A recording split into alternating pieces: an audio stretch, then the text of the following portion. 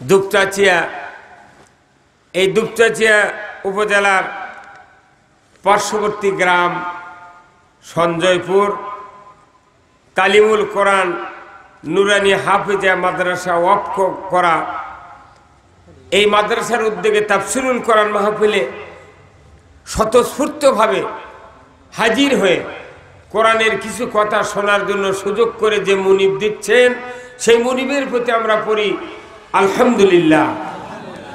আরো জোরে আলহামদুলিল্লাহ। লাখো কোটি দরুদ ও সালাম বিশ্ব মানবতার মুক্তির দিশারি, বিশ্ব নেতা, সফল রাজনীতিবিদ, সফল রাষ্ট্রনায়ক, সফল সেনাপতি, সফল যোদ্ধা, সফল সমাজ সংস্কারক, সফল কোরআন বাস্তবায়নকারী, জোরে কোন আল্লাহু আকবার। তিনি হলেন জনাবে মুহাম্মদ রাসূলুল্লাহ সাল্লাল্লাহু আলাইহি সাল্লাম। তার উপর অসংখ্য দরুদ সালাম বর্ষিত হোক। আমরা সেই নবীর উম্মত।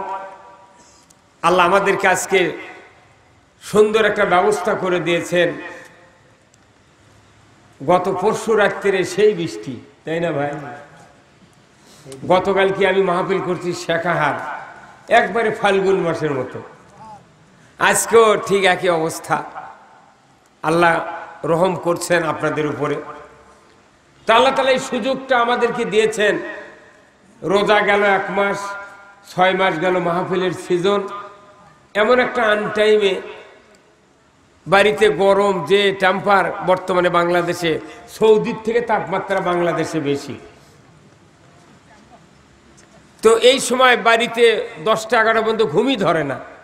আপনারা এসেছেন, ধন্যবাদ আপনাদেরকে। আমি নাম প্রকাশ করছি আজকের এই পবিত্র তাফসীরুল কোরআন মাহফিলের সম্মানিত প্রধান অতিথি, বিশিষ্ট রাজনীতিবিদ, শিক্ষাবিদ জনাব মোহাম্মদ তৌহিদুল হোসেন মহলদার, প্রভাষক দুপচাচিয়া মহিলা ডিগ্রি কলেজ, যুগ্ম সাধারণ সম্পাদক দুপচাচিয়া উপজেলা আওয়ামী লীগ।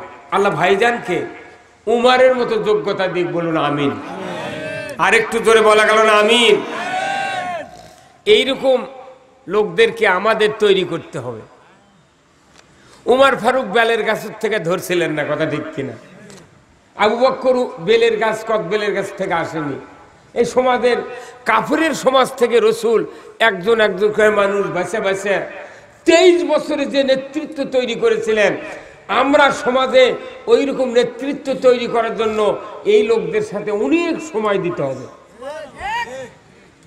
ওনারা যদি আপনাকে এলাকাত না যান, ভোটর দাঁড়িয়ে কিংবা নেতৃত্ব দিয়া, তখন অনেক লোক সমালোচনা করে, দেখিছি কি নেতা আমাদের গ্রামে কিচ্ছু দিল না, আলো না। কথা ঠিক কিনা? কিন্তু আপনার বাড়িতে যাওয়া লাগবে, আপনাকে যায় এনাক তৈরি করা লাগবে। আপনি আলু লাগাচ্ছেন পাথারের মধ্যে, ধান লাগাচ্ছেন পাথারের ভেতরে, ধান এসে আপনার থেকে ওষুধ ছিটে লিয়া যায় না, আপনি ঢোল লিয়া যান। কত কয় না? আপনি ঢোলত করে ওষুধ নেওয়ার আগে ওষুধ কিনিন, মানুষ ঠিক করেন, পানি তুলে ওষুধ গুলা জমির আলোর যা দেখেন কোন মোড়ের থেকে মানুষ কোন ভাবে ওঠে, সেই সুলিতে যাচ্ছেন আর ছিটাচ্ছেন। তাহলে একটা জমির ধান ভালো করার জন্য ঢোল লিয়া যান, আলু ভালো করার জন্য ঢোল লিয়া যান, তার মানে আপনার হাঁটা যা জমির ধান ভালো করা লাগবে। তে মানুষের দায়িত্ব, ভোটারের দায়িত্ব, প্রজার দায়িত্ব, আপনি হেঁটে হেঁটে চেষ্টা করে একজন নেতাকে চরিত্রবান বানিয়ে রসুলের আদর্শে আদর্শবান তৈরি করতে হবে আপনাকে পরিশ্রম করে। একদিন আপনি নেতার কাছে যান না আর করছেন নেতা এলো না, কারণ কি? আমাদের দুর্বলতা এখানে। সবচেয়ে মারাত্মক কথা, আপনাকে হেঁটে হেঁটে মেম্বার থেকে শুরু করে এমপি পর্যন্ত রাসূলের আদর্শ ভিত্তিক নেতা তৈরি করতে হবে। আমাদের মতো 1200 বক্তা দিয়ে লাভ হবে না। আমার এক তৌহিদুল হোসেন, আমার এই মহলদার ভাই, একজন দুই ঠিক করে পারেন, দুপচাচিয়া উপজেলার অর্ধেক ঠিক। আমরা 1200 কল্যালার কাছে যা লাভ কি কি ওই ভ্যানালা কল্যালা তো বাগুনালা যা করতে ভাই সব জুম্মাত যাই রে। আপনি আমি তো কোরআনের অধ্যয়ন করি না। এই যে এখানে যতগুলো মানুষ বসে আছেন, কয়েকদিন আগেই গেল রমজানের রোজা, একটা লোক হাত তুলে দেখান তো যে যতদিন তারাবি পড়েছেন আপনি ওই মসজিদের তারাবির ইমাম দুটো আয়াতের মানে কি তারাবির পর কিংবা আগে করেছে? কত কনে গা কিরক করলো না? এগুলা ইমামক পাতালে ভাঙ্গি ফাটাবি। আপনি মাথাটা খারাপ। রমজান মাস হলো কোরআন নাজিলের মাস, কোরআন জানার মাস।